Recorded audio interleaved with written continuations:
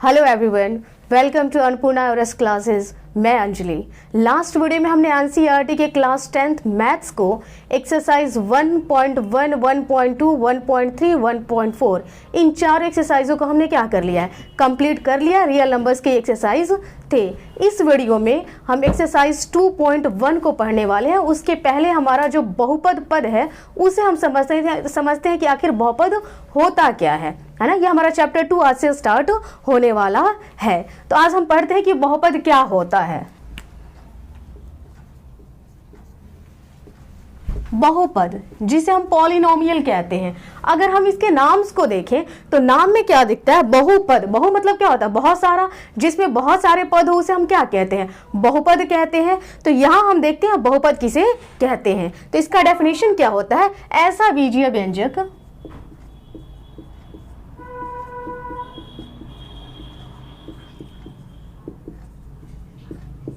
ऐसा बीजीय व्यंजक जिसमें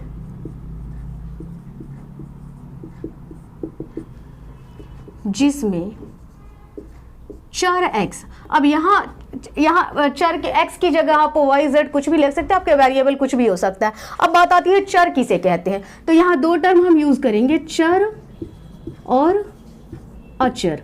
तो चर क्या होता है, चर जिसकी वैल्यू बदलती हो, है ना। जैसे x है, y है, z है, इसकी वैल्यू क्या होगी, बदलेगी।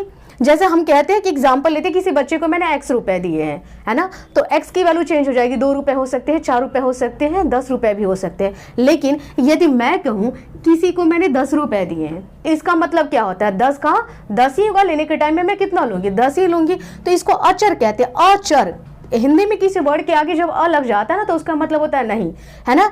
अचर जिसका मान नहीं बदले, चर जिसका मान क्या हो जाता है, बदलते रहता है। तो चर एक्स वाई जेड होंगे और अचर में कोई भी हमारी गिनती की क्या हो जाती है, संख्या हो जाती है। तो यहाँ देखते हैं चर एक्स, यहाँ एक्स की जगह आपका वाई भी हो सकता है, जेड भी हो सकता है, किसी फॉर्म में वो हो सकता है। चर एक्स के ना केवल धनात्मक घात होते हैं,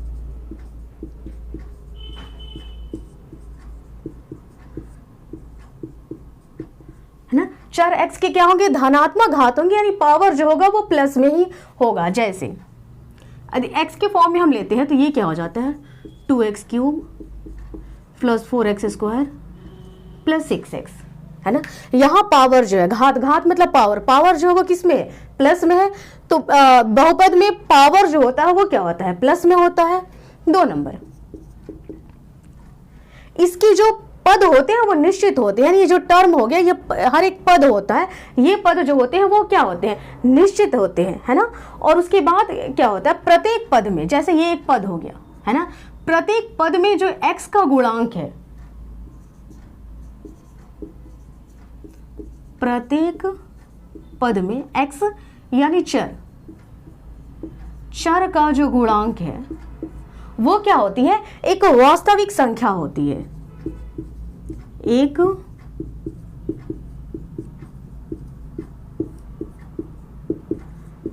वास्तविक संख्या होती है।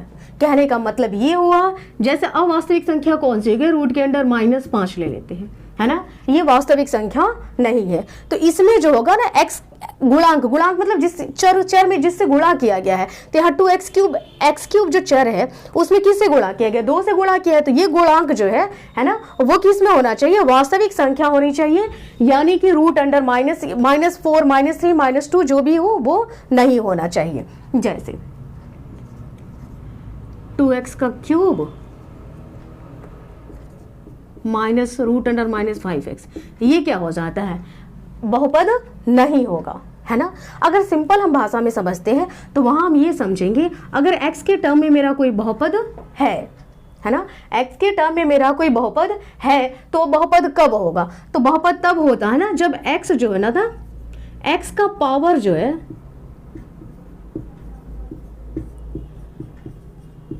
x का पावर ऋणात्मक नहीं होना चाहिए। यानी x का पावर -2 हो गया, x का पावर -5 हो गया, ये नहीं होना चाहिए, है ना। x बट्टा के नीचे होना चाहिए। जब पावर माइनस में बट्टा के नीचे ले जाएंगे तो क्या हो जाएगा, प्लस में होना चाहिए। x जो है वो बटा के नीचे नहीं होना चाहिए, प्लस एक चीज और आती है, मेरा x जो है वो रूट में नहीं होना चाहिए, रूट x नहीं होना चाहिए, है ना। हमारे यह गुणांक जो है ये रूट में हो सकता है, यहाँ √2 हो सकता है ना, लेकिन ये x जो है वो रूट में नहीं होने चाहिए। तो इन 3 कंडीशन को यदि आप देख लेते हैं तो आप आसानी से पहचान जाएंगे, है ना। तो अब आगे में आते हैं, यहाँ बहुपद हमारा टर्म क्लियर हो गया। बहुपद बहुत सारे पद हो, है ना, लेकिन पदों की संख्या क्या होनी चाहिए, निश्चित होनी चाहिए, उसे ही क्या कहेंगे, बहुपद कहेंगे। वेरिएबल कुछ भी हो सकता है, XYZ कुछ भी हो सकता है। आगे हमारा टर्म जो है वो क्या कहता है, रैखिक बहुपद, है ना। बहुपद के प्रकार में आते हैं, तो बहुपद के प्रकार में क्या हो जाता है,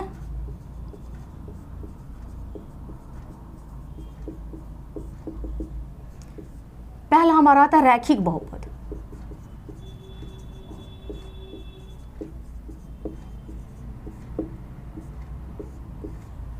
रैखिक बहुपद किसे कहते हैं, तो वैसा बहुपद जिसका घात कितना हो, 1 हो।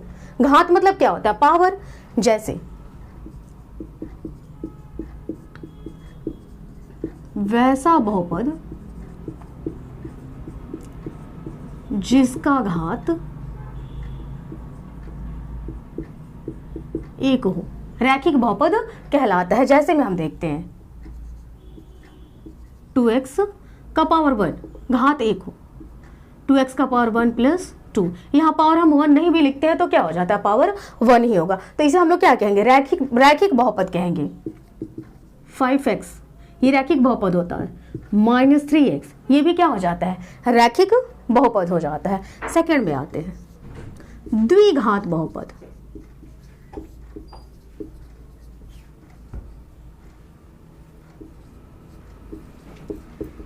द्विघात नाम से पता चल रहा है, द्विघात, घात कितना होना चाहिए, 2 होना चाहिए, है ना।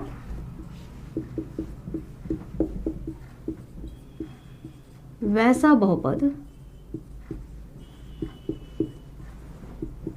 जिसका घात 2 हो, उसे हम क्या कहते हैं, द्विघात बहुपद कहते हैं। जैसे में देखते हैं 2x² plus 4x plus 3 -7x² -5x plus 2, ये द्विघात बहुपद है, ये भी द्विघात बहुपद है। बहुपद का घात, घात कहने का मतलब अधिकतम घात, जो सबसे अधिक पावर होना चाहिए वो 2 होना चाहिए, है ना। यहाँ पावर 1 भी है, लेकिन सबसे अधिक कौन सा है, 2 है, तो इसे हम क्या कहेंगे, द्विघात बहुपद कहेंगे। इसके बाद जो टर्म है त्रिघात बहुपद,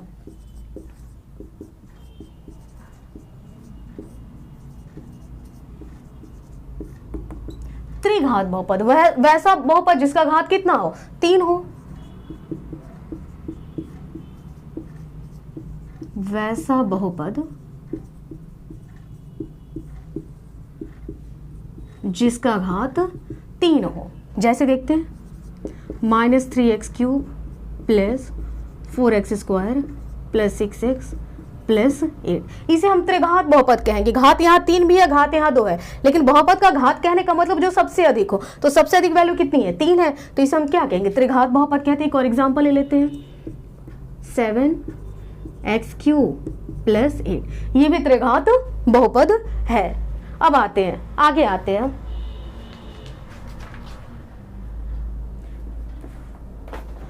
शून्य बहुपद। शून्य बहुपद वैसा बहुपद जिसका प्रत्येक पद का गुणांक जो है ना वो 0 हो। अब हमें पढ़ना है शून्य बहुपद।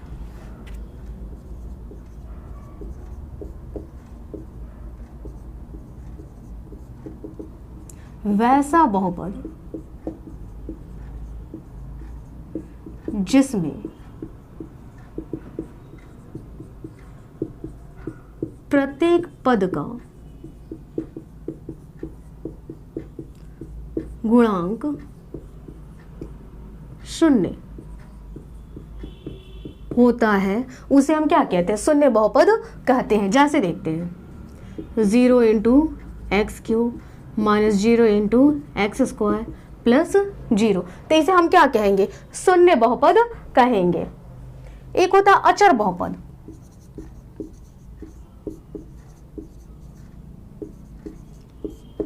अचर बहुपद इस बहुपद में होता है क्या है, ये जो वेरिएबल है इसका वैल्यू पावर जो होगा वो या तो 0 हो जाएगा या फिर वो वेरिएबल होगा ही नहीं, वो चर होगा ही नहीं, तो उसे हम क्या कहेंगे, अचर बहुपद। जैसे देखते हैं 6 -7, इसे हम क्या कहेंगे, अचर बहुपद कहते हैं। ये भी एक बहुपद है, लेकिन ये कौन सा बहुपद है, अचर बहुपद है।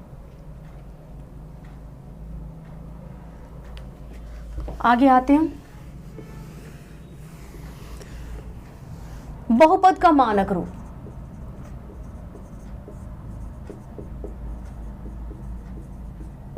मानक रूप, मानक रूप मतलब होता है स्टैंडर्ड फॉर्म। स्टैंडर्ड फॉर्म क्या होता है, जब उसके पावर जो है या तो असेंडिंग ऑर्डर में होना चाहिए या तो डिसेंडिंग ऑर्डर में होना चाहिए।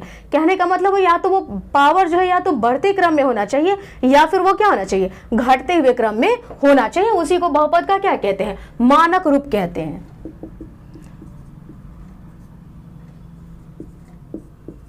बहुपद में चर का घात या तो बढ़ते क्रम में या घटते क्रम में हो, उसे हम क्या कहते हैं, बहुपद का मानक रूप कहते हैं। जैसे में देखते हैं 3x का पावर 4 -7x² + 2x + 5। यहाँ पावर जो है वो घटते हुए क्रम में 4 है, 2 है, 1 है, इसके बाद यहाँ x का पावर तो कुछ नहीं है, यहाँ x है ही नहीं, है ना। तो यहाँ x का जो पावर है वो कहाँ है, घटते हुए क्रम में है। ये बढ़ते क्रम में भी हो सकता है, जैसे कि एग्जांपल ले लेते हैं -5x + 2x³ + 7x का पावर 4। यहाँ पावर जो है वो क्या हुआ, बढ़ते हुए क्रम में हो गया। तो इसे भी हम क्या कहेंगे, बहुपद का मानक रूप कहते हैं कि स्टैंडर्ड फॉर्म में, एक फॉर्म में सजा हुआ है, उसे हम क्या कहते हैं, बहुपद का मानक रूप कहते हैं। पद, बहुपद में पद क्या होता है, तो ये इसका एक प्रतीक पद होता है। पद के आधार पर भी बहुपद होते हैं। पद के आधार पर बहुपद,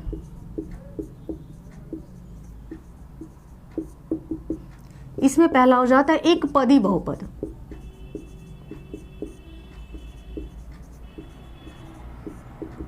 एक पदी, नाम से ही पता चल रहा है, जिसमें एक पद हो उसे क्या कहेंगे, एक पदी बहुपद कहेंगे। जैसे -3x², ये एक पदी बहुपद हो गया। 4x, ये एक पदी बहुपद हो जाता है। द्विपदी बहुपद,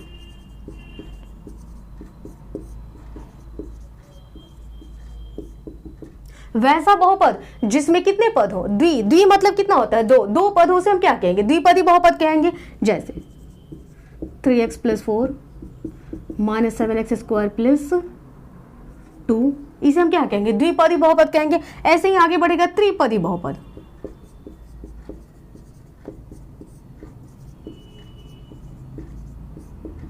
जिस बहुपद में कितने पद हो, 3 पद हो, उसे हम क्या कहेंगे, त्रिपदी बहुपद कहेंगे। जैसे 3x² + 4x - 6 -7x³ + 4x + 8, तो इसे हम क्या कहेंगे, त्रिपदी बहुपद कहेंगे। तो ये थे हमारे कुछ बेसिक्स जिसे हम बहुपद में पढ़े, है ना। अब हम क्या करते हैं, एक्सरसाइज देखते हैं। एक्सरसाइज में हमारा क्या है, एक्सरसाइज 2.1। 2.1 में क्या है ना, कुछ फिगर्स दिए हुए हैं, उसमें हमें क्या करना है, शून्यकों की संख्या मालूम करनी है। एक्सरसाइज 2.1, ये सब कुछ अलग एक लाइन भी है, परवलय भी है, अलग अलग शेप में दिया हुआ है, जिसे हम देख लेते हैं। शून्यकों की संख्या होगी कितनी,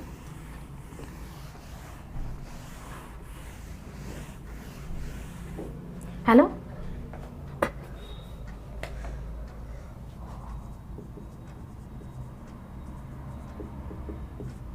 शून्यकों की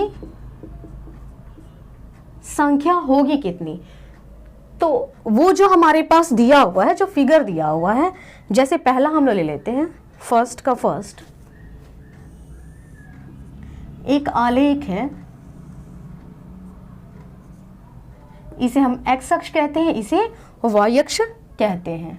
x X dash Y Y dash, यहाँ ओ दिया हुआ है और यहाँ एक रेखा दिया हुआ है।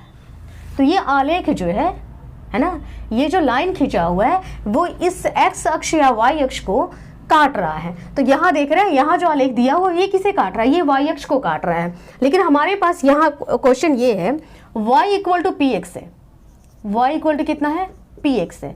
तब हमसे पूछ रहा शून्यकों की संख्या कितनी होगी। तो शून्यकों की संख्या उतनी ही होगी जितना कि वो x अक्ष को जितने बिंदुओं पर काटेगा, शून्यकों की संख्या उतनी ही होगी। रेखा परवलय जो भी शेप में दिया हुआ हो, है ना, x अक्ष को जितने बिंदुओं पर काटता है,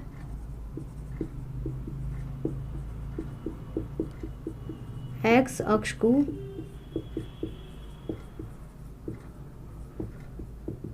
जितने बिंदुओं पर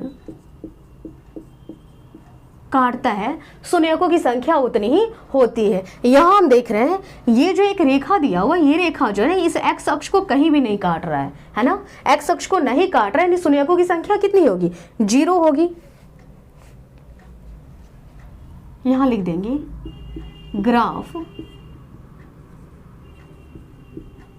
एक्स अक्ष को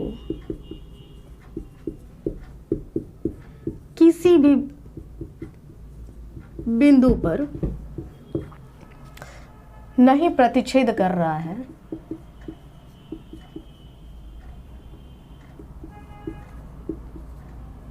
प्रतिच्छेद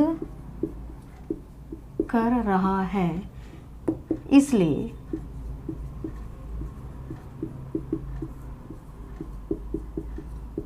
शून्यकों की संख्या कितनी हो जाती है, 0 हो जाती है ना। दूसरे फिगर में आते हैं।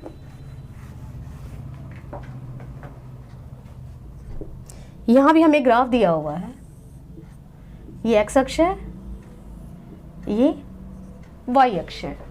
अब यहां देखते हैं ये इसे कितने बिंदुओं पर काट रहा है, एक्स अक्ष को। ध्यान रहे एक्स अक्ष को जितने बिंदुओं पर काटेगा, शून्यकों की संख्या क्या होगी, उतनी ही होगी। यह आलेख जो है ना, इस एक्स अक्ष को एक बिंदु पर काट रहा है ना। कहाँ काट रहा है, यहाँ पे काट रहा है। तो एक्स अक्ष को एक बिंदु पर काट रहा है, तो शून्यकों की संख्या कितनी होगी, 1 होगी। ग्राफ एक्स अक्ष को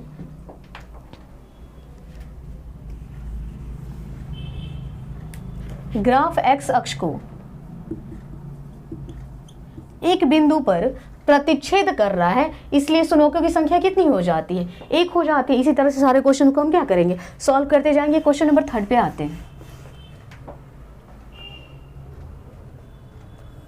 बहुत आसान सा एक्सरसाइज है ये।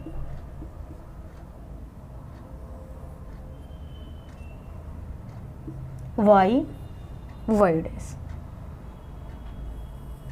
ध्यान रहे वाई अक्ष हमें मतलब नहीं है। यहां देखेंगे एक्स अक्ष को ग्राफ कितने बिंदुओं पर काट रहा है, 1 2 3 बिंदुओं पर काट रहा है, तो शून्यकों की संख्या कितनी हो जाएगी, 3 हो जाएगी। ग्राफ एक्स अक्ष को 3 बिंदुओं पर प्रतिच्छेद कर रहा है, इसलिए शून्यकों की संख्या कितनी हो जाती है, 3 हो जाती है। नेक्स्ट पे आते हैं, ये 3rd था। 4th पे आते हैं।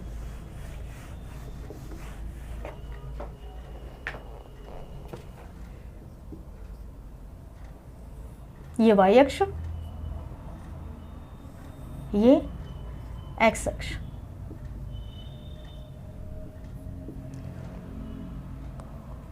एक परवलय शेप में दिया हुआ है ना। यहां देखते हैं ये जो आलेख जो दिया हुआ है, ये जो है ना ग्राफ को कितने बिंदुओं पर काट रही है, 2 बिंदुओं पर काट रही है ना।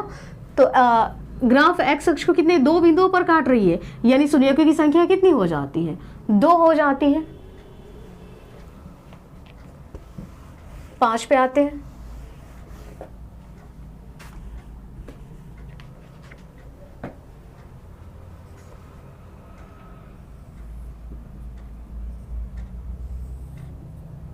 X X dash Y,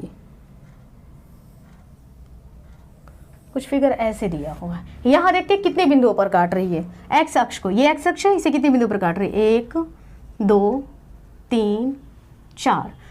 graph x अक्ष को 4 बिंदुओं पर प्रतिच्छेद कर रहा है, इसलिए सुनकों की संख्या कितनी हो जाती है, 4 हो जाती है। ये हमने 5 सॉल्व कर लिया, 6 लास्ट है। इसे देखते हैं कितने बिंदुओं पर काट रही है। ये y अक्ष हो गया और ये x अक्ष, x x dash y y dash. यहाँ फिगर कुछ इस तरह से दिया हुआ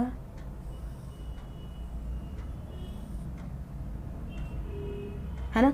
अब यहाँ बात आती है कितने बिंदुओं पर काट रही है। यहाँ देखिएगा ये काट कर नीचे नहीं गई है, इस रेखा को टच करते हुए यहाँ से क्या हो गई है, निकल गई है ना। तो यहाँ हम बिंदु कितना लेंगे, 1 1 2 3, यानी ग्राफ एक्स अक्ष को कितने बिंदुओं पर काट रही है, 3 बिंदुओं पर काट रही है। तो शून्यकों की संख्या कितनी हो जाती है, 3 हो जाती है। ये हमारा एक्सरसाइज 2.1 का जो था ना वो लास्ट क्वेश्चन था। तो यहाँ हमने एक्सरसाइज 2.1 को कंप्लीट कर लिया, एनसीईआरटी के ये क्वेश्चंस थे। नेक्स्ट वीडियो में एक्सरसाइज 2.2 को पढ़ेंगे। तब तक के लिए थैंक यू।